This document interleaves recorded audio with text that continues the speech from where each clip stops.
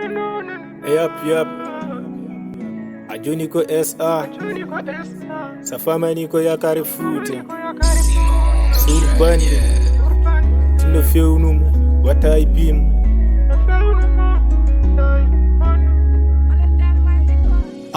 Wata bonit Bandé dum ne Musa mino no. Ariar ijam moko urete umak.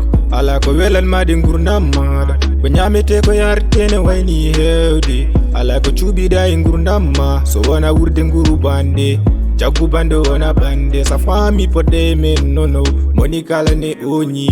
Mo jumata ladu. Oditan ko mo jultadu. Urbonde stati vocal. Epi di kawo karne layandum de fenandi. Mata yerseta bonit de Bandé yeso hono mada. Ana surtambi asure adanam do mo ala tas mo ala el so ala nertande bowal ne fawndir no jowal ne yido wonti jowel ne ronki sifa bunde berne made bonde ndi bonni de Bandé partout Bandé sakinu jungu nyagi ma bidala e per jogi o nyagi ma sibi alatin churam me kado hala kangay binda purtata ono ko antan kango tan geno tan godo tawaka ande hala nene laya partout Ade yodi ade yonta da jogging galu mara hewi Nyawu mako nyawu suture fewnu de wata bonit Bandé wata aibim no surmo mijo jango ada wawi ando antumata ko idere kami jagi fo mijo ko Bandé e ko fewnu dem e to sur dem wate to bonnu dem yi jagude bandu me jotay ne nyama tew munne sukunye ni ke jijam gotam sa yurniti mander matawni wonko burde jidude no curdu dawre mani surdu non Bandé no pewnir dawre mani fewnir non Bandé